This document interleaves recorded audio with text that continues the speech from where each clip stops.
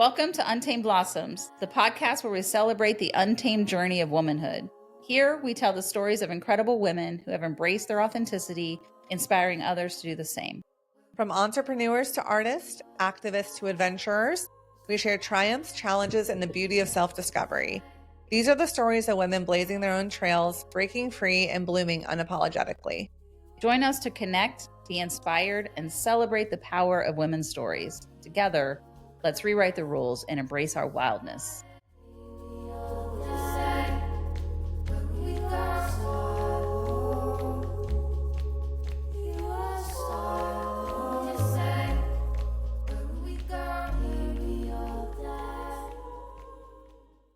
Welcome to Untamed Blossoms. I'm your host, Amanda Riley. And I'm Christy Riley. Welcome to the show, everybody. Good news is we have something to talk about that's not the weather today. Although it is nice out. It is We're nice excited. out. Yeah. And I do have a tan from my shirt. You do. You look great. Thank you. So jealous. And I'm wearing my shirt. Yes, it's so cute. YouTube. Fishies on it. Flagler Beach. Flagler Beach. Yeah. Which is funny. We did not stay there, but we walked. We have one day where I got sun poisoning. Long story. And so I had to get out of the sun, and Noah was like, let's go shopping. I'm like, great. I hate shopping, but I actually do like just looking at beach stores. And so, Right.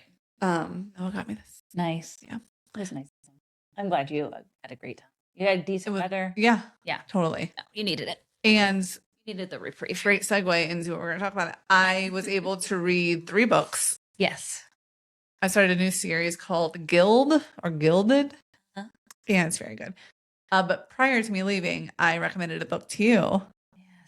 And you were finishing up the second book Well, when you picked me up from the airport. Let's just review for everyone. First, we did the Fourth Wing series. Yes. Okay. Yep. Massive cliffhanger still. Totally. Coming out in movie series. Yeah. We love that series. Mhm. It was great. Then we did what's the beginning of the second series? Fire and Ash. Oh, Series? from Blood and Ash. From Yeah. Blood and Ash Yeah. series. Yep. 7 books deep. Yeah. I've read all of them. Yeah. Still, fucking cliffhanger. Yeah. No wrapped up details. Then you recommended to me Quicksilver. 2 books. Mm-hmm. Read them very quickly. Same thing. Major cliffhanger.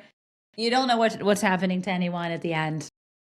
So from now I don't know how many books is that. I'm in there's what 4 or 5 for the Fourth Wing. 4. 4, and then 7, and then 2. Okay, Yeah.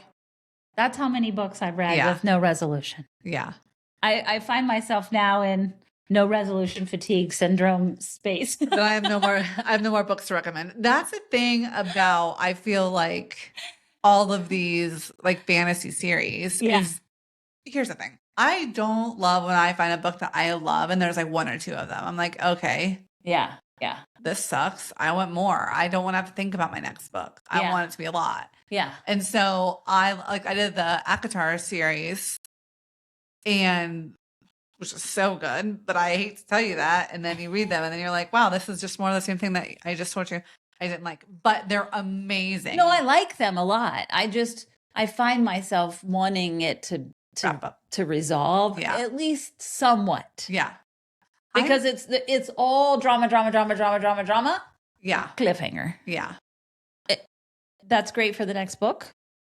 Not great for your It's mental not state. great when you're this far in and you're like, I would like for at least one little thing to wrap up. Maybe. Am I alone in this, y'all? Please tell us. I don't know if that. Maybe it's just me, but I'm like, I was fine with the 4th series because I'm like the Fourth Wing. I'm like, yes, coming out with more in the book, and they're going to make movies, and I kind of got it, and I was cool with that. But by the end of the 7 books of the second series, I was like, seriously, no resolution at all. We are still in the major cliffhanger turmoil stages of these books. I want to say though, I don't think most people binge 6 books at a time is a problem. Well, But here's the thing: when you're reading them as they release, like it doesn't like it's exciting, right? Because you're like, okay, next one's coming out, right. But when there's already 7 and you're binging 7 of them, I think that's where it starts to get dicey. I'm like, can something wrap up for me? It took me months. I will say that it took me months, but Yeah. I just kept them on going on succession. Yes. The next one came, and I just would continue on. Right. So you're right. There wasn't a lull in like. There's no anticipation from that. Like Right. Fourth Wing was very exciting because You have to wait. Yeah. Yeah. That's exciting. Yeah. And we had to wait for the fourth one. Yeah. I mean, I'm telling you, last night I was reading and I was so into book 4 of 6 of this Gilded series. I was dripping sweat because it was like a huge scene and I thought I knew where it was going and something happened and I was like, oh my God, I did not see this coming. And then I thought I had the other thing figured out and then something else completely happened. And I was just like dripping sweat. And I was like, hey, it's kind of late. Are you ready for bed? I'm like, absolutely not. I'm almost done with this book and it's insane. So I wiped the sweat off my face. I'm like, okay, I'm ready for bed. He was like, what's going on? I'm like, I can't even tell you. Stressful over here. Stressful. And I think I think I'm just stress fatigued in that there is a lot of drama in these books and you're just, I think I was looking for a little tidy up spot somewhere where you're like, oh, okay. Yeah. They're living happily ever after or not, or whatever it is, but there's some sort of like, we're crescendoing now at 7 books. There's no coming down. We haven't come down in any way to be like, some normalness and reprieve, or just living their lives or whatever it is. And I don't want to give away anything in the books if you're going to read them, but yeah, that's where I'm at. So now I'm like, okay, I need to not have a series book and just do a singleton book of some kind. It's just wrapped up. There. And I did the Runs with Wolves, Women to Run with Wolves book in the middle of all that. And that was a nice reprieve. And I think for the summertime, I want to do a poetry book. Oh, I've been very into poetry lately. Love that for you. Yeah. And like listening to people like speak like on stage their own. And that's called something and I can't think of it. But when they stand on stage and they recite their own poetry, I think it's really cool. Following it's called like slam poetry, or is that just a style of poetry when people do it like that? But I love watching people on stage giving their own poetry in their own voices. And so it's I just wanted to vent. So before we got on camera, I was like, can I just say I'm a little tired? I'm sick of all these books you recommend that are wildly wild. I love them all. They're just the right amount of spicy. They're, they're exciting. They're always about fae or dragons or vamps or werewolves or all the above. Sometimes all of them are in those books. At the same time. Sometimes you don't even know. Yeah. That's what I kind of liked about this book is, I mean, if you know anything about the Gilded series, it's about fae, but like it doesn't come out strong that way. And you don't really know until later. And it's like the premise should be spicy, but it doesn't get spicy until way later too. So I'm like, all right, I've been patiently waiting for the spicy part whole time. When are you going to deliver? Yesterday, good delivery day. So, yeah. For those of you who listen to audiobooks, you got to be careful when the spicy scenes come on. You know what I mean? You got to be. You're in the car, people next to you, they can hear you. You don't think that they can hear your audio down. Put your sunglasses on. Don't look at me. Hey, or somebody gets in the car and your phone automatically connects when you start the car. It starts the book up and you're like, whoa. Hey. Yesterday was International Women's Day. This is Women's Month. I say let us do what we want to do. Let her have our spicy books. Let us have our spicy books. What is left for us? If not spicy fae books. Spicy fae books. That's all I want. Stan was like, what is that? And I was like, well, nothing. It's mostly fairy sex. He's like 90% that and about 10% battling vampires that I mentioned. There's he calls them what is it when he used to watch the superhero that Flash. He used to watch the Flash. And we would call them, I said, so you're watching a show that has blue jelly clouds that they jump in and out and go to different realms and different timelines. And he started laughing. He's like, yeah, blue jelly clouds. And so I was like, well, this book has basically blue jelly clouds and they jump back and forth in between realms and, and timelines. And you might call them portals. Portals. In the nerd world. Well, we got it all in these books. Yeah. Really. Literally, I was thinking about this last night too. It's like clearly these books are written for women, just looking at the main character, males. Oh, yeah. And I always think it's funny because all these authors, right? These men with lots of things that women would like, of course. Right. One thing I've noticed is they all encourage the female to eat. Are you eating enough? Like, I know. and think about how counter cultural Culture that that is. is, And I was thinking about that last night. I was like, whoa, this is kind of like mind blowing to me that, of course, women weave in this thing where also the male is concerned about her nourishment and make sure she's eating enough. Like, that is such like a deep, deep wound we all have around food and eating and wanting, feeling the patriarchy wanting us to be small. And I was like, wow, that never even dawned on me until There's a yesterday. lot of that in all All three of of them. those series, Yeah. of nourishment and feeding, but also safety and, Yes. and nourishing her protection. And Yeah. there's a lot of thematics Yes, in all totally. of those that are it's obviously very geared towards women. Right. Yeah. And the bigger ones, like, I'm like, oh, yes, I see this. But the eating thing kind of blew my mind. Yeah. I was like, whoa, Yeah. all of these, they've Yeah. been very concerned about that. Yeah. Yeah. I wish someone would hand maybe some bread and cheese and be like, have you eaten enough? And bacon. Bacon? That's basically the blood mash. She loves cheese, bacon, and Yeah. bread. And they would all, What a dream. she, of course, she had a gaggle of men. Yeah. Obsessed with her safety. Yes. So Try to do love. which is cool. Yeah. And like Carrion, And not in a sexual way. Right. They were all in a non-sexual way, but and then this last series, this Quicksilver book. Yeah. She also had a gaggle of men protecting her. And it's just funny because even in that one, Carrion, the side male character, at first you're like, this guy, douche, get him out of here. Right. And then you just like love him so much. And he's so tricky and funny. And like, I know. it's like a crazy Hysterical. Character that normally I don't feel like get written into books. There's always like a jealous one. Right. But it turns into something so different. He was the surprise character in that book. Where you're like, oh, didn't see that coming. Carrying around his little plant. Yeah. Stealing treats. Yeah. Yeah. Trying to get laid no matter who it is. No matter what it is. This horrible witch looking scary where he's like, well, you know that the sprites, the different sprites are made out of brimstone. You find at the end. Yes. And he had been having sex with a gaggle of the women of. Yes. I was dying laughing at him the whole time. I'm like, this is hysterical. Such a good character. Wow. Well, now you know what we're reading. And if you need some recommendations, let us know. If you have recommendations that fall in these categories, we are always down for this series. And our as a hard right left, we are our guest today is Rachel Bertner. She's back again today to continue our women's health series, and she's just doing a lot of cool things. She's got a ton of energy, and she kind of alluded to what she wanted to talk about in this episode, in her last episode. So we encourage you to go back and listen to that if you haven't listened to our first episode with Rachel. And we're excited to have her again today and see what kind of brilliance she brings. Totally. Hello, Rachel. Welcome back to the show. Hello. How are you? I'm great. You look great today. Thank you. Adorable little Thank thing. you. Oh my gosh. Thanks. You just remind me of like a little summer sprite. I agree that you have that you have that energy. I agree. Me. Okay. Summer sprite.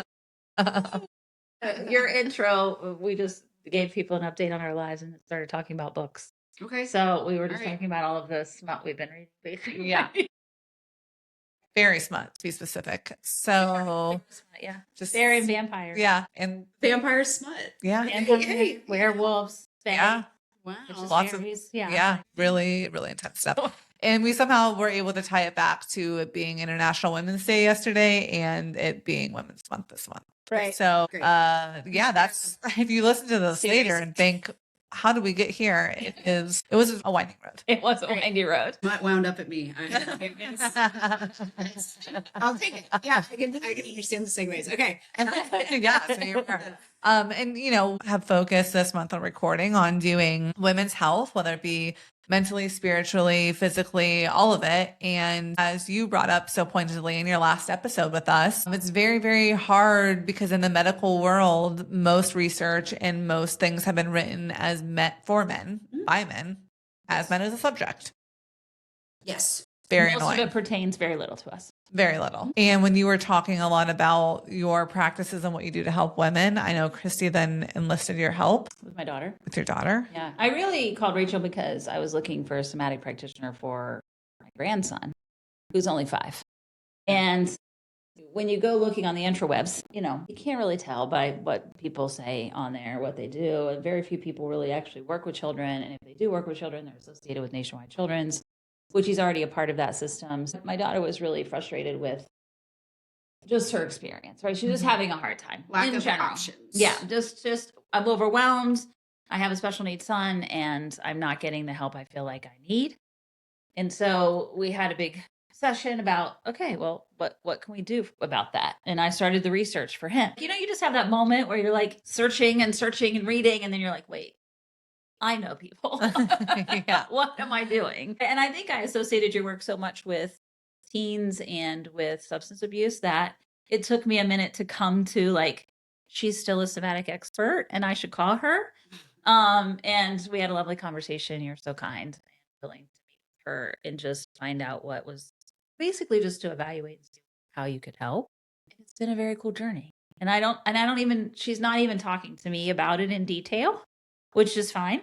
Totally great. I totally honor her privacy. But just the fact that it's happening, and she's like, it's really cool. It's really cool what's happening, and I like Rachel a lot. And, if my daughter's very bullheaded and a very strong Leo, and if she doesn't want to do something, she would have made every excuse after the first session not to come back. So the fact that she's continuing to engage you by text and making appointments is really impressive. It tells me a lot that, just understand, when as a mom, and she doesn't have to say anything for me to know what's transpiring. So it's been a cool journey. And what you imparted your wisdom to me was that as a mother of a 5-year-old, doing anything with him is irrelevant. He's so connected to her that regulating her energy and her energy body, her nervous system is going to directly impact him. Yeah, well, and one of the things, because in the zoom out, and I'm not trying to say something super heady right away, but with the system, one of the things you have to be careful with especially little kids is if you're putting too much regulation on them as a child of saying you need to go away and regulate this, then it's teaching the kid also not to go to the parent, and it's teaching them a whole thing of later, right, that they'll learn that my parent wasn't there for me and I had to learn to self-regulate, and they're giving that option to a little kid, already saying like, you need to regulate the parent. And that happens, it happens a lot. It's not a slam, it's just what it is. And so with parents though, no one really is teaching them how to handle what is going on inside of this little person, because it's so simple that when you get frustrated as the adult and you clench, and this is your everyday, that's human, right? To be frustrated and then feel like I don't want them to see me frustrated. And it's like, well, what if they can feel you frustrated? And just because we haven't been taught that doesn't mean it's not happening. Right. Any of us who have been in relationships know that when your partner, you can say something and they can be looking at you and smiling and you feel that tightening in their body, where what you can feel them really saying is, here we go again. So same thing with little kids is that they don't have that life experience to understand like what the sequence of events is. Like for them, it can be an insult over and over of my parent is rejecting me. It's always not that dramatic, but the parent is rejecting like. So the thing is, like, what's interesting though about this is, and even the work that I do with women. So the idea would be is say that you do go to as many people as you can.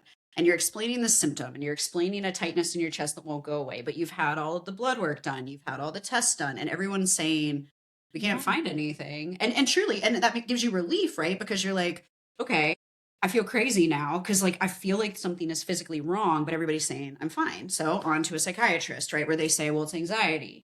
And so you take a medication and yeah, you might get some relief, but there's still this pervasive feeling. And then usually like now everybody's talking about the nervous system. What is that? So yes, you can go into yoga, you can start to find these things. But again, if you're really looking for my chest feels tight, and then when my shoulders open, there's still this tightness in there, what am I feeling? And that'd be the subtle body. So there's this idea of that with energy. Say that I have a life force, right? So again, now this is that more Eastern tradition, chi, like all the stuff of like that. Can I actually feel my energy? And then how do I disperse it and dispel it? And I listen to women all the time. They will repress and say, I don't want to put that on somebody. I don't want to give That's it. so true. Yeah. Yeah. Where and women somehow really intuitively know how to hide a feeling. Because that's what's so interesting is I think about that with some people, they can't, but I'll hear women say that, well, I don't want to put this on anybody.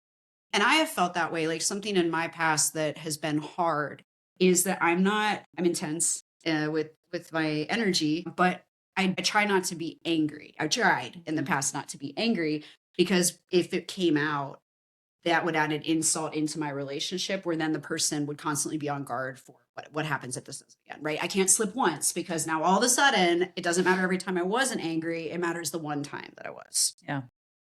A lot like parenting, right? Sure. Like with your kid, like you can be perfect, but the first time you raise your voice, Right. they're scared of you. And so it's kind of teaching, first of all, what is that? How do I have this repression? Where is that? And then all of a sudden it comes out. And so, case in point of working with an adult woman. So you can have women who their entire body, I can teach them relaxation. They can feel their legs unhinged. They can feel, and I can visibly see their arms are relaxed, their fingers are relaxed, and they'll feel like they're this. They'll feel like they're doing this. And that's what I used to go in and like, I felt crazy trying to describe that to people because it's energy. And it's just me feeling something in my body that needs to discharge. What for those of you who are not watching us, Rachel is describing her hand, like energy being tense in her hands, basically. Oh yeah, Like sorry, she's still holding energy. For those that are just listening, Just to us, listening. yeah. Yeah, so it's just that feeling of basically like it feels like there's like magnetism like in your body and like feeling really charged and almost like am I going to lose cognitive ability? Like, it's like that hormone thing where you'll be driving and it's like, oh, there go my hormones where it's like am I about to pass out? Like what just happened, this wave that, and I can explain. It's crazy. I say that and women go, yeah. And I'm like, what are we doing out here? So it's hormones, but then, for me, the whole thing is, okay, it's hormones, but how is this affecting a function in my body where Right. I'm truly having an experience that is impacting my quality of not necessarily maybe life, but presence. Right. And it's impacting my quality with parents of confidence. This is impacting my confidence and my ability to survive these situations over and over because I don't know what's triggering. Totally. Right. So the thing is that what I work with in the nervous system is we could just say building confidence in the way you talk with your body and in knowing what's going on. And instead of feeling like, oh, there's something wrong with my body. And this is where, I'm going to say the thing of just like, what is my body trying to tell me? Like and that's the thing of like, it sounds so silly, even though I do this stuff, it sounds so silly. Even, since I've seen you guys last, it's like there was even a situation I had personally, like I do this work. And the thing is when you help other people and there's energy that impacts the system, you can have a physical expression. People will think they're sick.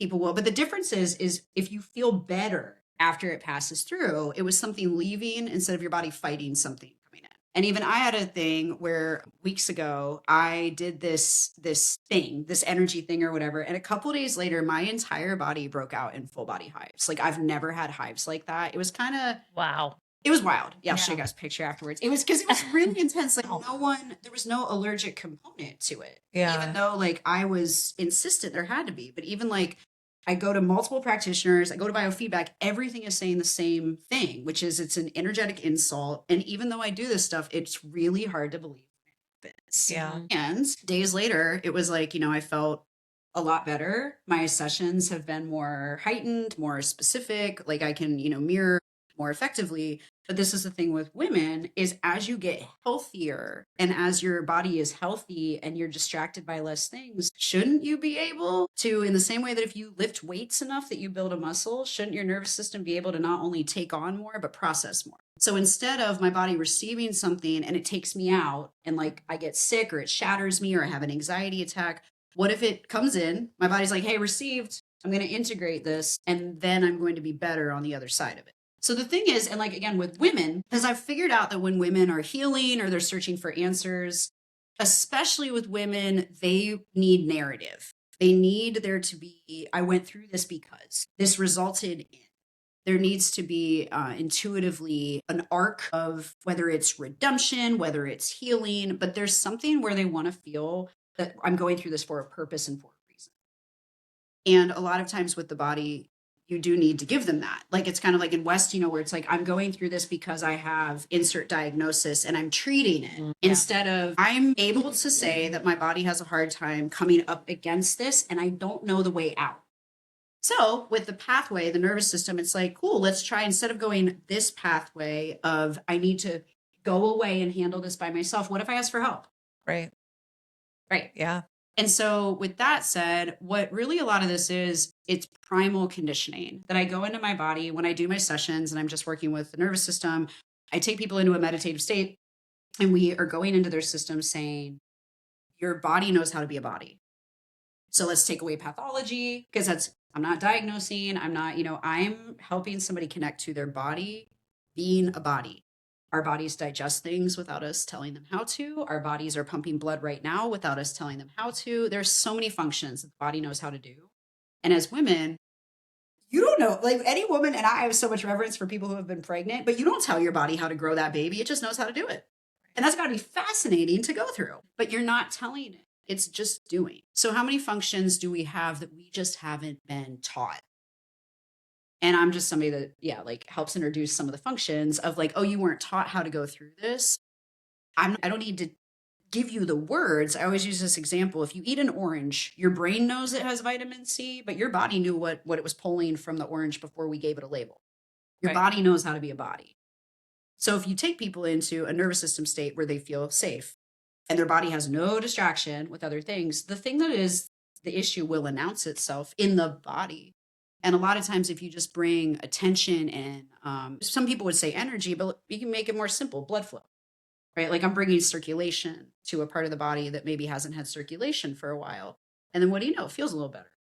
But if the brain is saying, avoid this part of the body because I avoid here because I'm sad here. And it's like, well, then let's just take away sad. Let's just go into, can we just bring some blood there? We don't have to bring emotion there. And somehow that makes it more approachable. Yeah, for sure.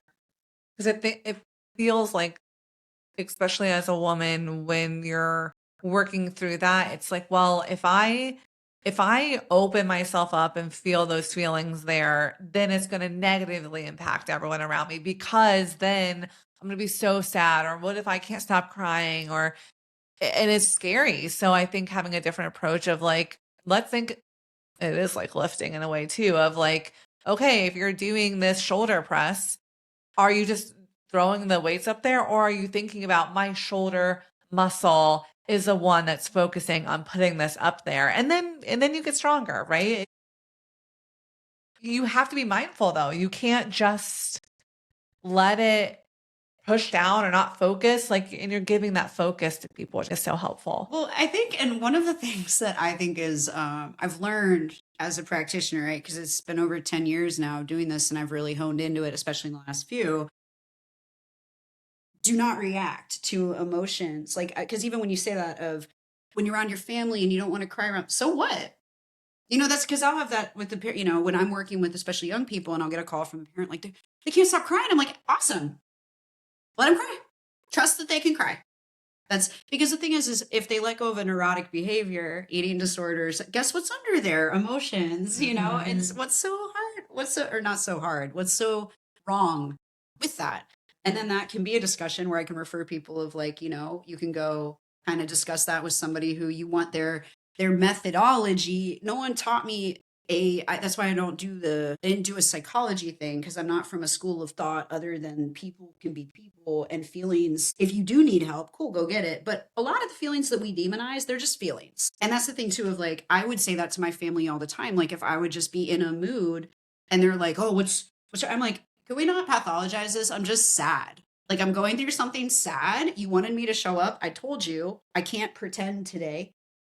And you just arm people with language like that. I can't pretend today. So I'll be sad. You can be around me sad and ignore me, but I'll be here, but I'm going to be vibrating sad. And I think it's that of also teaching people that of how to not rescue. Well, and I think it's really hard for women, and I will speak only for myself, is that my energy really dictates the energy of my household. Like I am the energy leader, and I think women hold that and don't realize they hold it in some ways. And then and since we're not taught, we're taught to hide it. because we can't have an off day because it affects other people in our household, right? So That's a story. Yeah, that's a story. that's that you can that's what change. people that's a Yeah. story you can change, Yeah, right? yeah, but you got to recognize it. Yeah. But and it was something that over the last 2 years I've had to really unpack, right? And so it's like, yes, but you're so light and loving and kind. And so if I have a day where I'm just sad, What's wrong? What's wrong? Are you okay? it's What's wrong? just it's literally nobody can keep their vibration. It like literally brings the vibration So of the listen- house all the way down. And then I would start to feel guilty. Like I need to save it, right? And I need to not put it on everybody, which is what we said, right? Like what you said, women are so afraid of that. And I was like, no, I'm just gonna be sad today. And I'm not mad at you. I'm not mad at them. But I don't have a lot of patience. I don't have a lot of energy. And I'm just gonna be sad today. And I'm gonna cry and it's gonna be okay. So what if, right? Because you're saying this as an adult woman with an adult household. And Right. if we're talking about, parents with little kids, and that's exactly what we're saying of Yeah. explain it to your kid, of saying like, I have a woman who I've been working with, and she did something the other week, which was amazing. Like, because when we started, it was like her kids would go into chaos, they're getting used to two houses, like whatever. But I said, just sit down, literally, like when you could just sit down in the middle of the floor and say, I need a minute. I need a minute. And just, if they're going crazy, if they're needing to be big and have big feelings and you can't interact with it, just sit down. Mhm. And she did that the other day. And and said, my nervous system needs a minute. Just said it. I can't. And then at a certain point, got up, gave one of her kids ice, which was something that we talked about when the kid was ready for that to break, again, involve the sensory body. But the thing is that a lot of times when we have emotions that are, exploding, it's kind of like, I think about it as, boiling water, that when the water has hit the boiling point, if you try to drink it, then you're going to burn your mouth. Mhm. You got to take it off the fire and then let it settle a minute before you do anything with it, or you're going to also get hurt. And so sometimes I do think that it's not easy. Mhm. And you do sometimes just have to sit there, and maybe you're crying too. And then if the kid says, why are you crying? Say, I'm frustrated. This is really hard, but I'm here with you. And just staying honest. And that's, I think about that with relationships. That's like my dream, that women would just be honest, Yeah. if they're Yeah. just sitting there crying and the guy's like, oh my gosh, what's wrong? And her just saying, I just don't want to have this argument again. And I'm really confused about how I feel with you. And I feel really overwhelmed. Kat. Yeah. Versus the over explaining and the blaming yourself. And Trying to sometimes, fix it. Yeah. sometimes I don't even know. Yeah. I'm like, I don't know, but I'm sad today. I just feel sad. I feel overwhelmed, right? It's okay. I'm having this emotion, but that doesn't mean that this is who I am overall. I'm just going to have this emotion and let it, whatever happens with it is what happens, but I'm not going to pretend today that I'm happy Yeah. for the sake of all y'all in this house. I was talking, well, and thing too of, why I like being a somatic practitioner and like working with the body is sometimes the body just needs to finish a process. It's not that deep all the time. I was talking to a young person very early this morning, and they're telling me the story about a guy and all this stuff. Do you think that there's something wrong in his childhood? I was like, girl, I think he just texted you and he likes you. That's it. Yeah. I don't know that we need to really Go go that into. deep. Yeah, Yeah. we don't need to dig deep. But maybe something did happen in his childhood, and I love that you are now trying to figure it out through his texting. But I keep saying all my kids like in their early 20s where I'm like, how about just like have fun and don't pathologize it. Right, Yeah. right. So sometimes that's the thing, is that it can be really simple, but what's simple, as we learn in adulthood, tends to be the hardest things to integrate. Yeah. So because that's what's the hardest to integrate, I go for simple and teach somebody how to tolerate a feeling so that they can do the deeper work if they want to do. Right. What are some of those techniques that you teach? I know you talk about meditation. Breathing. Yeah. A lot of ways to breathe. Yeah. Because a lot of people, there's a lot of ways to breathe. And so teaching people not only how to breathe, but how to then start to make a connection into the breath and a part of their body that they genuinely don't usually have an association to. And even if, like the other day I had it with a kid 23, who's working through an eating disorder, but they felt their legs for the first time in a session, but immediately they're like, I don't I feel really overwhelmed. Like my legs feel really antsy. And so I immediately sat them up and said, cool, move your legs. They're like, I don't know if that's a good idea. I said, why not? They're your legs. Like, what else is going to happen? They're like, Yeah. they just feel really antsy. I said, I know, move them. Yeah. Yeah. But that was the thing of like feeling really connected. And then this kid being like, oh my gosh, I can feel my legs. And I'm like, look at you, Little Mermaid. It'll make sense. But that's the thing, is that the techniques are breathing and even just adding, very small, like a lot of it is the kind of getting people the idea of a yoga posture, but getting them to feel what it's, I don't want to say supposed to feel like, but what's possible. As in that when someone is having, it's not that a pose is supposed to feel a certain way, but the lymphatic, pulsation, just getting something like, my fingers right now are like pressing, my thumbs are like pressing the air, of just using a pumping motion where it's not massage. That's not it, because you're engaged. Where it's like, can you feel this? And then where do you feel it either go? Where do you feel it refer? Where's it stop? And a lot of it is just that repetition and helping people make a connection from one place to another. And then we expand the connection. Can you talk about, I think that I'll speak for myself too. I'm very in my head. Yeah. Historically. How you give people, because I think it can sound very woo-woo to say somebody felt their legs for the first time. No, that doesn't mean that they were unaware of their legs, right? It means a real mind-body connection to your legs, like that you're not aware, whether that was an emotional blockage in the hip, whatever it was that was keeping them from really feeling their legs. It's not that they didn't know their legs were there, right? So can you expound on that as far as Sure. how you really... So it's again a sensory, that's the hard part with this stuff. And that's where, I it's hard when people will say, again, like woo woo or something like that, where this is stuff that it's personal. Yeah. It's kind of like if you're in a room and you're not completely present. There's something, called that's like a veil or some kind of, disconnection between you and an outside environment. And that's the hard part, is that this is between the person and themselves. Like as a practitioner, it can be, it sounds, I don't know how it got like, this reputation of, well, maybe it's real, maybe it's not. It's like energy, No, exactly. it's real. And so the thing is, the people who know it's real, I had somebody ask me, I think like 6 or 7 years ago, was talking to me about something. And they said, what do you do with people who don't believe in what you do? And I said, why am I talking to them? There's plenty of people who believe in this. So the thing is I think that when, you even ask that question, you have to be somebody that has exhausted every other option, or you have to intuitively know that you don't feel your body correctly, which I feel like is why women seek the most help. Is that even if people keep saying, I can't find anything, they're like, nope, there's something to this. Yeah. And so what it is like, that block, a lot of times it is somebody not able to take a full breath. Because what I will say is, with working with people, even, when you say, saying like, well, I don't know why I'm upset. I'm a pretty firm believer that I heard you giggle over there. I know it's coming. Right? Yeah, because like I have a very casual relationship, with a lot of the young people in my life, where I'll say, it can be, you can know what's wrong. We don't have to fix it, but you have to accept it. That's where it becomes the thing, is that a lot of people don't love breathing into that. It's not going to become the fantasy of what you want it to be. It needs to be what it is, which I guess is a segue into relationship. It's the hardest thing to help people with, is that if you have to get people to accept, this will never change. This is what it is.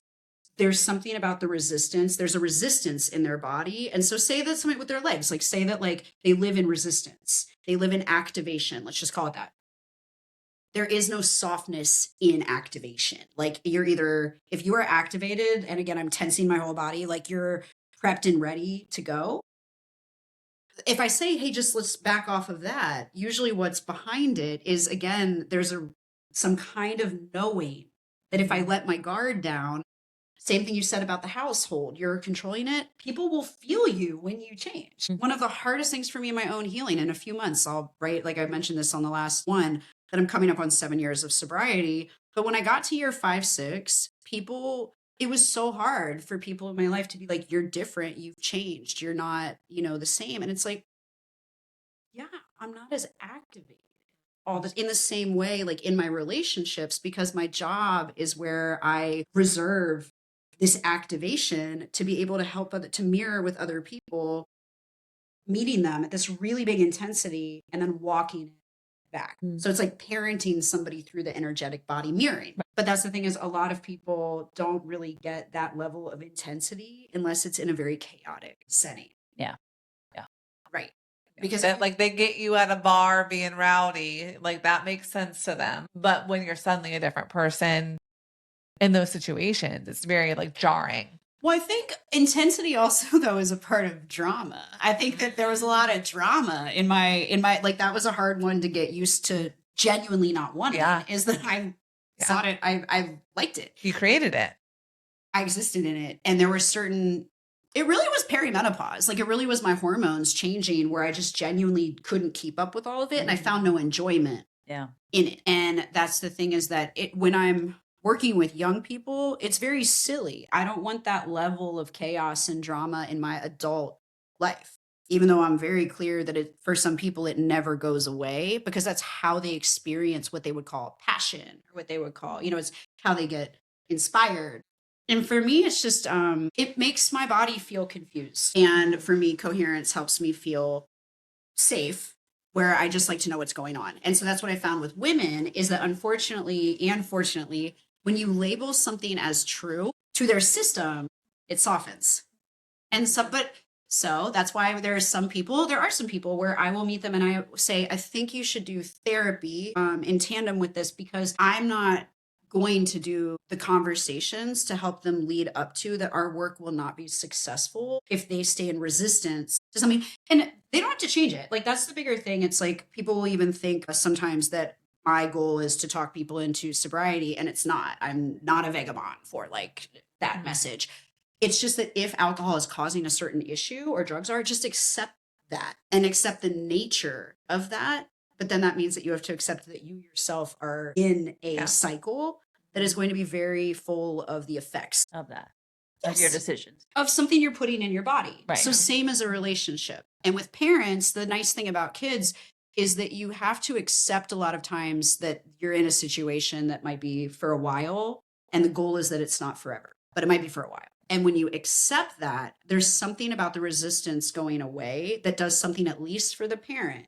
And then we just see what that does for the situation. So it's like supporting a parent through a hard time. And that was something that in my own recovery, I remember asking my parents later, like in my late 50s, if you could go back, is there something that you feel would have been more useful for you that exists now that didn't then? And they both said, we wish we would have gotten support for ourselves, because that was really hard to go through. Right. Yeah. And I couldn't consider them, but they couldn't feel better until I was better. And that was giving me too much control. I couldn't be responsible for somebody else's feelings. Mm-hmm. But then that's the thing you're saying, like, but anytime I came into the house, I immediately felt guilty. I immediately felt ashamed if I couldn't perform. Yeah. Yeah. And I think that's pretty pervasive in general. Yes. I think is that we do feel like we need to hold the emotional weight of people around us in our relationships. So we're mirrored that, like we're taught that, and taught to be, when I think about my mom's generation, we have a lot more options in our generation, and even more in your generation 10 years later. They had to hold it because they didn't have a lot of choice. And now we do, right? And so it's a different thing. But I was definitely mirrored that in my family, that, the women sort of hold the emotional baggage of everyone and help everyone, and could be suffering immensely themselves and never speak a word. Right? To be fair, if you enter a relationship, though, this is the hard part of also healing. If you enter a relationship with that deal, and I remember dating a guy like at one point, and he said, and I immediately perked up when he said, I've never met someone who is so good with my anger. Like, you are so good at helping me when I'm angry. And I said, well, that's great. And then his follow-up thing was, but what do we do when you're the one that makes me angry? And I went, huh. Okay, what a good point. Spoiler alert. It didn't go well. Because the thing is, I was going through something that, again, I didn't know what I was just in my stuff. And I said to him, there will be days, I can't explain when they'll come, I don't know why they happen, where I won't want to be touched. I won't want to be touched, but I won't want you to leave. I will cry. I will be very upset, but I won't want you to touch me, but I also won't want you to leave. And of course, at the time, he's like, that's great. Oh, if you can communicate that. Well, I think that went Not well. the first day. It didn't go well the first time it happened. Because again, then it was also, what was so interesting about that was somebody thinking that I had planted a seed to manipulate later, like what I was going to, that if I was doing that, there was a reason I wasn't telling. And then he told on himself, because that's the thing where he's like, did you cheat on me? And I'm like, well, way to confirm now what I was suspecting about you, buddy. So the other thing is I've also learned though with women, here's the craziest part. If you stop negotiating everything, wow, when people start, if you just are literally chilling and you know inside you're good, and then the other person starts guessing what's going on. Right. I remember having it, this is a whole different one, like regulated as an adult. And I'm just like, I'm just in the moment. I'm enjoying the sun, the music, whatever. And then, this adult man is saying to me, like, what's up? I'm like, nothing. This is great. I'm just like listening to the music and enjoying the air. And it turned into this whole, okay, so you're not going to tell me what's going on. And it's like, wait, what? Oh, no, I'm literally just enjoying the music in the air against my face. Like, and it turned into something else. But that was, again, the thing of when you can learn, though, to stay calm and then not get defensive. But in that moment, that was, again, when I stop holding it, does somebody else collapse? So that's where this can get, it's little pieces where you teach people, you don't rush into those things. They become like a pyramid. But a lot of times what you're just first learning, that's quite an accomplishment to even learn how to just listen to music and feel the air against your face. Absolutely. So that's the whole deal. That's like you get people present to the moment, but that doesn't change what's going on outside of you. And then if you get present to the moment, can you hold it even though you might start to feel someone else's stomach drop, someone else's anxiety? Can you start to hold both? So that's what I teach, especially parents, is when you become a mother, I at least do understand that you're carrying multiple people's experiences in your body. And usually your partner, that becomes accelerated. And so, and of course, I don't know, because again, I meet some men that are naturally empathetic, but for a lot of men, it doesn't seem that they're as affected. I learned that in like a lot of my group work. I don't know if that's the consequences of addiction, but a lot of them did not naturally feel the shift in other people. They could see it. They more relied on visual cues. Right. Yeah. I think maybe that's why men in relationships, when they see someone not smiling as much as they used to, or they see you maybe sitting off to the side, it's like, oh, and you're like, bitch, I've been feeling this way for months. And then suddenly I'm physically doing something that you find abnormal. And you're like, whoa, whoa, whoa, what's going on here? See, but that example from the Zoom out is hysterical because like, that's one of the things that I love. Again, it's just not the matured version to communicate. But when a guy, like all of a sudden, like think about that from somebody's like lens where every day they're just like, kind of oblivious because nothing seems all that different.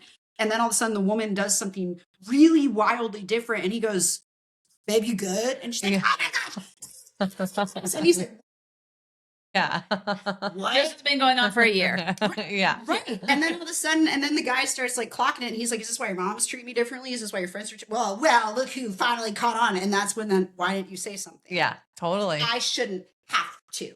Or you do, or you do, but it's that emotional lack of like connection to have that person understand what you're trying to communicate because we don't want to put it all on that person, right? So it is on us. We don't want to put so much on them that we're like, well, I'm just gonna say this thing very lightly that's happening. You should say it more aggressively. That's the problem. Is if you say it lightly, they take it lightly. Again, impact is only as good as affect. Like, yep. And so that's the thing. Totally. Again, adults, I'm not saying it's comfortable for the other person. This is a very different generation for sure to be able to actually say, I'm going to tell you what I don't like. And for, that's some kind of evolution in relationships for men to want to learn some of them. Right. Some of them. And I do work with like men who want to understand how to do this stuff, but it's just not been mirrored. They didn't see it in their upbringing.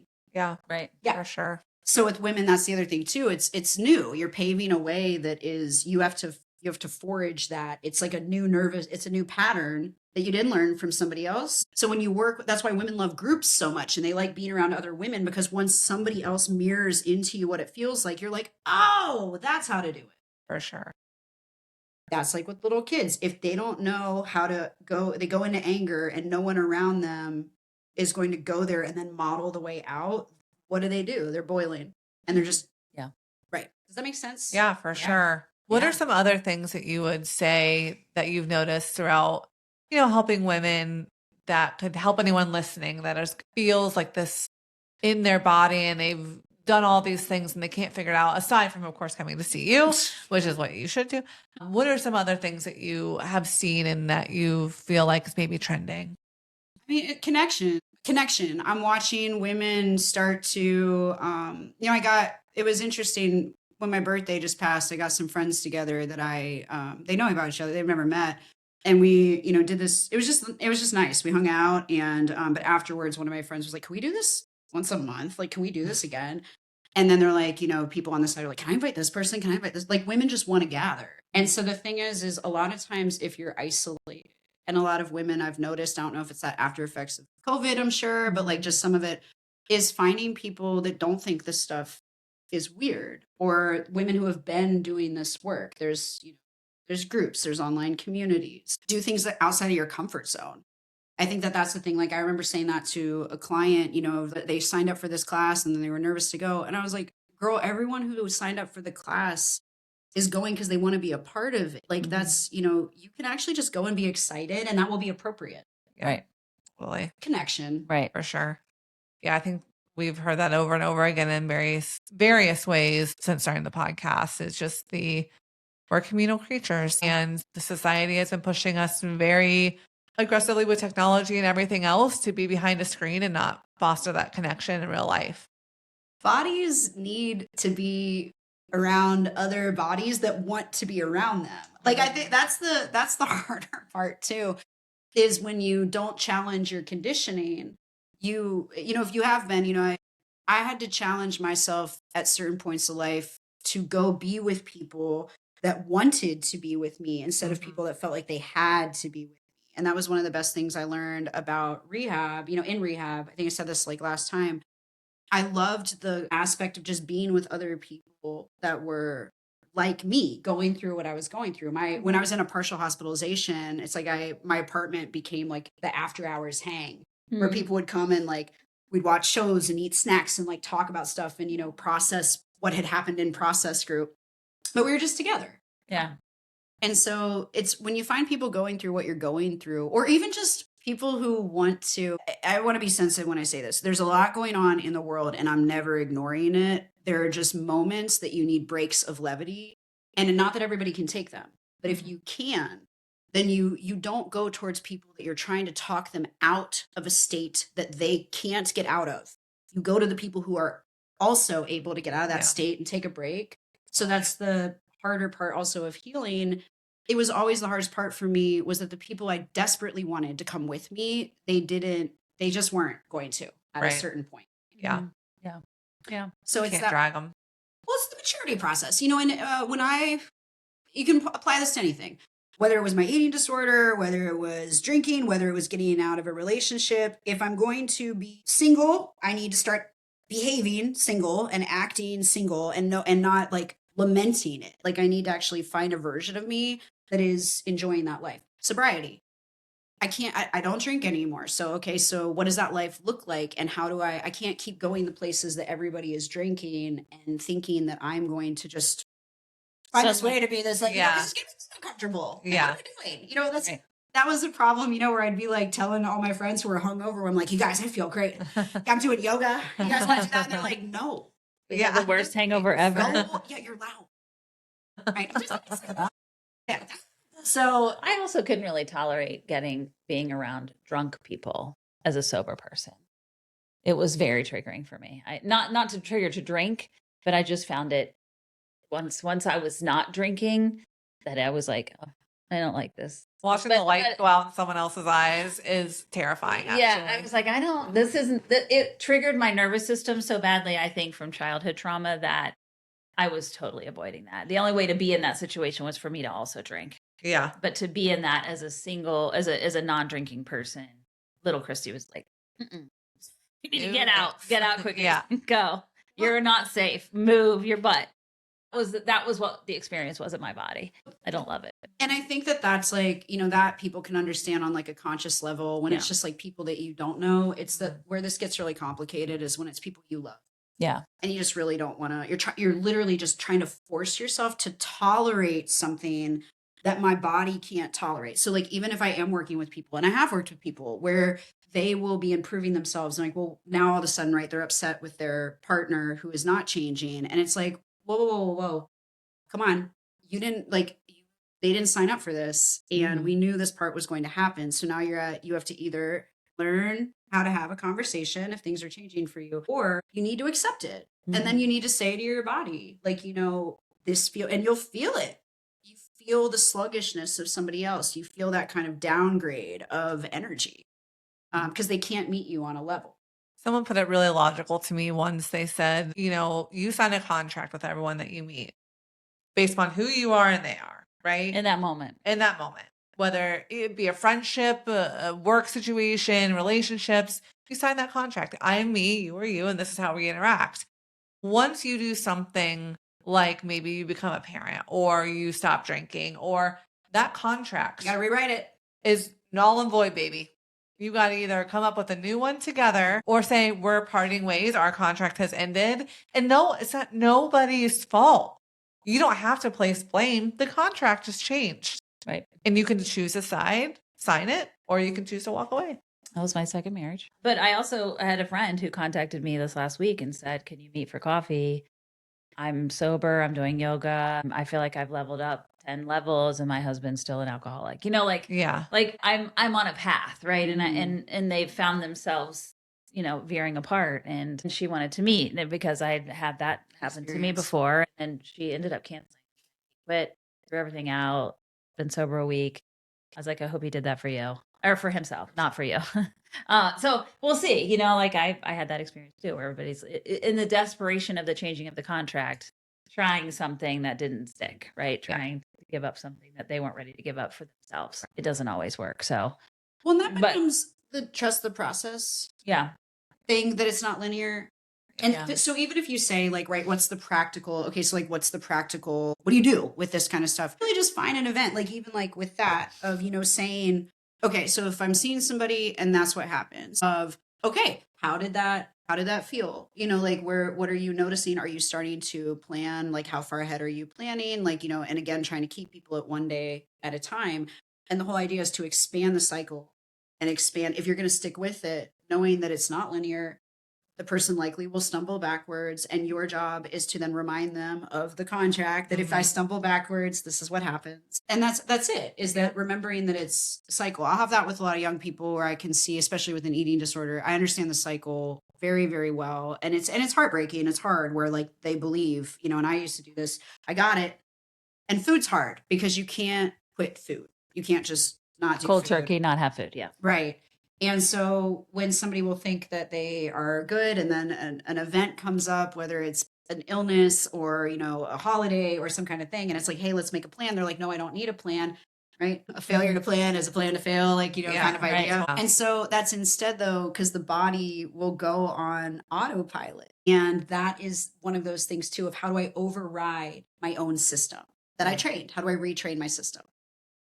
That's why I stick to a body knows how to be a body, and trying to advocate for just doing the best you can to get healthier and work in a way that makes sense to your body's health. There are certain things bodies do not like, hands down, they just don't like. And they don't like to be overly inflamed. They don't like poison. And again, it's not a judgment. It's just if you are going to put these things in your body, there needs to be a plan to tolerate how it's going to feel and to help the body. So same thing with relationships. It's totally fine. But if you're saying this person has disappointed me for a long time, you should plan on them disappointing you again and have a plan because you've tolerated it before. Yeah. What advice would you give somebody in that scenario? They're married, been married a long time, and they've come to this precipice of change, right? Where they're changing and their partner is not. He needs to get help. Yeah. If he needs to work a program, get help. Anybody, your partner can't be your therapist, your support Right. group, your reason. You have to trust a program. And that's what's hard is when you're relying on the generosity and the time of strangers. But that's why, it doesn't have to be AA or things like that. But the whole point is for people to also get to say the things to you that are people that you likely, we talked about that last time, that you'll never see again. I'm okay with being somebody I know that I have a reputation for saying things that are hard to hear. Like I'll have kids where they'll just like say to me like, "Hey, I'm gonna I don't want to get called out. I'm going back to my therapist." Like that's the thing. I'm like, and I'm like, "Hey, power to you. Yeah. Like all the power to you. I Right. get it." Right. Because that's the thing is the body doesn't lie. So that's the whole thing is like if somebody's in that situation, you have to be realistic with what's possible with what you're working. Right. And if somebody is desperate to where they think that just the behavior alone, if the behavior alone changes, that then they're going to get what they want. A lot of times women don't just want men to, if it's that situation, Yeah. they don't want the guy to just get sober. They want him to be more engaged. They want to feel desired again. They want him to be doing housework that he's not rolling his eyes to do. They don't want to ask. They want a partner. They want a partner. Yeah. And what's interesting in this generation is when women get older is they wait. I just have never experienced this. I guess I'm impatient or I don't know, but I've never been able to tolerate somebody not doing what they say for I'll give it a year. But then if it's like, if I keep hearing I'm going to do this and there's no follow through, I don't want to, that's mean to be like, you're that, just know that Radical acceptance of that person. I trust what people do. Yeah. Not what they say. So if somebody quits, that's great, but what is the action to actually improve who you are? Yeah. Yeah. That's fair. And so if the woman really, but if it is enough, if really all she wants is just him to stop drinking and that's enough for her, cool. But if what you're asking for is him to change who he is, which usually is what the ask is. Talk to us a little bit about fight or flight. I think that's a big bodies being in fight or flight. We talk about the nervous system. Fight or flight, I feel like, is on everybody's buzzword list right now. Like, oh, you're constantly in fight or flight. Your system. Is that similar to what you're talking about, where people are stuck in activation? Is like Activation, yes. So same. It can be, because that's the problem is though that activation can feel a lot like then once you have like energy, like once you're healthy, you can feel like, wait, am I in fight or flight again? Like, why am I? But it's really just, again, activation. Yeah. And that's different. I was just talking to somebody this morning of that it's different when you are activated to hurt yourself versus when you're activated because you're treating yourself well. Like even like health, right? Like if you have the energy to lift weights, you're building life. But if you are starving yourself and pushing yourself to run, you are activated, but you're in like a flight response. Your body is terrified. And so it's hurting you. So it's also having to look at when I work with people, sometimes it's like people are activated. They don't know what to do with energy that is positive. And other people have also found that is that when you get to a place where like you want to have a good time and no one will match you. Right. In the same way, you're like really intense, you're really anxious, no one wants to be around it. Yeah. So the idea is either to help people learn how to, if it's coming from a really uncomfortable place, soften that and ease the activation. That's one version. But if it's an activation where you don't know what to do with it, those are the practices that start to come into quote unquote like energetic practices, which might be more spiritual, but of how to release energy without putting it on somebody else. So maybe you do it in community, but you're not in like a one-on-one expecting somebody else to mirror you and receive it. Right. That makes sense. I think that some people might want to hear, and I'm projecting here maybe, but if they hear like fight or flight, right? It sounds like the response that you would have of adrenaline if somebody almost hits you in a car and you have that spike where it brings your blood pressure and your heart rate up real fast, right? Like that's adrenaline. That's different. And the reason I say this is because I ended up being diagnosed with adrenal insufficiency after years of ICU nursing, after years of being a single mom, after years of, all of these really stressful things that I lived in on a day-to-day basis that I never clocked as being stressful because I was so far out of my body that I never realized that I literally was holding like clenched almost all the time, including when I was in sleep. I would wake up clenched. So until I was diagnosed, and that's what started this whole cascade of things that I've been involved in half my life now. But Then I was, and the doctor looked at me and I was like, I literally had 0 cortisol in my body midday, none. And that's a big deal if anybody knows. And he was like, I've never seen this level in a human who's upright. And I'm like, well, here we go. And I was like, I'm not stressed. And he's like, do you have a fever? I've never seen anybody that lives a more stressful life than you. But I think as women, we don't always clock it as stressful because it's something we've just how to clock it. So the difference is, and this is why breathing practices are the biggest thing. So if you actually teach somebody to take a very, very deep breath after an event like that, if immediately you crash, like you feel like you're going to fall asleep, or immediately your body needs to then you are from a good place. But if you feel something and you breathe into it and everything expands and whatever, that's energy, that's an energizing breath. And I really like the quote that says, the difference between anxiety and excitement is the breath. When you breathe, when you breathe into it, you'll figure out real quick which one it is, because either a deep breath where your body will then be able to release and start to rejet and start to the repair process. If, sometimes, because that's the thing where people, they'll be holding their breath because, when people are like, what, do you want to say something? You're like, you don't want me to say what I want to say. You don't want me to say anything right now. And that's a different activation, right? Like when you're holding it and then you walk outside and it's not that kind of thing. That's different than when you take a breath and you just immediately sob and need to sleep. That's the difference between activation of fight or flight. And it's not, but again, these have all gotten so in these boxes that it's like a spectrum. And so people who are on that depletion spectrum is that it takes one event to then send the body into now this even further chaos spin where it just can't take one more thing. And that's it depends on where you're at with I can't take one more thing or I'm going to explode. I can't take one more thing or I'm going to crash. Think about how many times people use those words. So that's the difference with activation is, again, you're teaching people how to smooth out. But smoothing out can feel really torturous to people who don't know how to slow down. So that's the tempo of people who work with the nervous system is also, it's not a one and done. You're in a process of toning, same way that you would lift weights and build muscle, but muscles, you're going to have days you're really sore because the muscle is tearing to build, right? But you don't go from lifting 10 pounds to 50. Right. Overnight. Right. Yeah. So that's the thing is when you tone it, the fights that you have with people or the car things, your system doesn't react as strongly once it knows how to reset faster. Yeah, that makes sense. You have tolerance built up. Yes. Yeah. Tolerance. Yeah, I love that.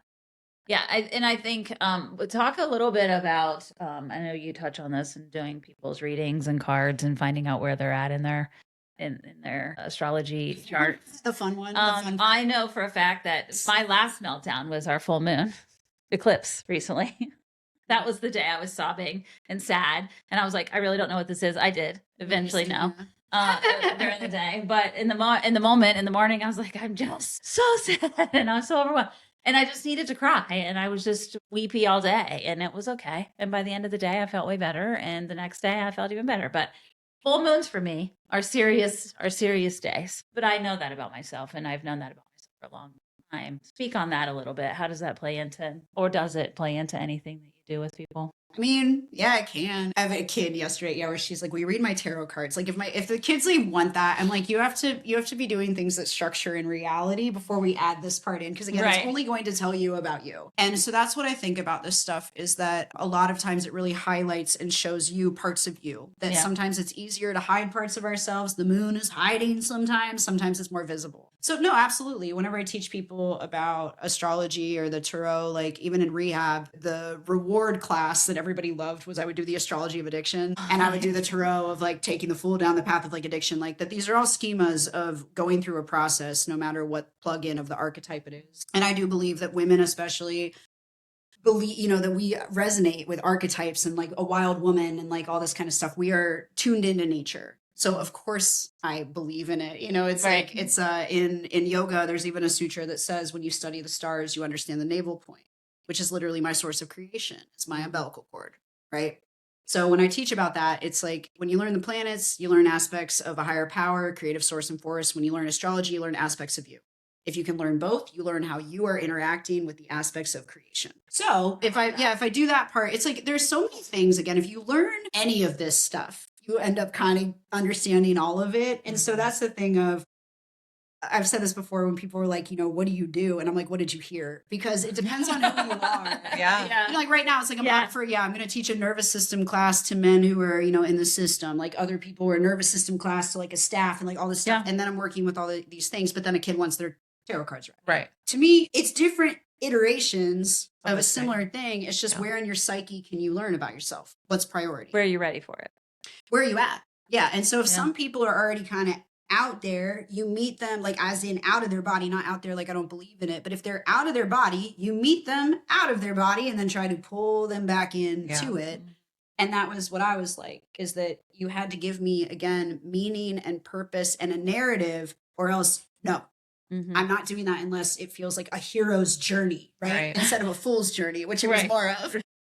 Tarot starts with a fool, not a hero. But the second card is the magician. So I was like, all right, I'm in. So that's kind of it of that. With all of that, I will do that depending on when it's appropriate to When they're ready. introduce. When they're ready. I have a foundation. But Yeah. if the foundation is not possible, sure, why not? Let's just, whatever. Yeah. Still totally individual. Yeah, that was on my birthday was a 0 conjunction of these 2 main planets, like 0 degrees of Aries. It was on my birthday and it was this whole thing. So that's when, and then I break out in hives, a couple days later. Like all this stuff was energized and open. Of course, I believe in it and will even do it. And then that was the thing where everybody had so much fun that it was like, can we do this every moon cycle? So yeah, when you gather women, especially around that kind of stuff, no, it's unavoidable. Yeah. Things happen. Things Totally. happen. For It's very sure. cool. We It's believe. fun. Yeah. We Totally. believe in all the things. And the nervous We system. believe in energy in the nervous system. And that's all being proven to all the people there. So fuck themselves if you don't believe. It's basically what I say. Like, you're an idiot. But this has all been Stay proven. sad. It's more fun over here. Stay sad is going to be the name of this episode. That's right. Stay sad.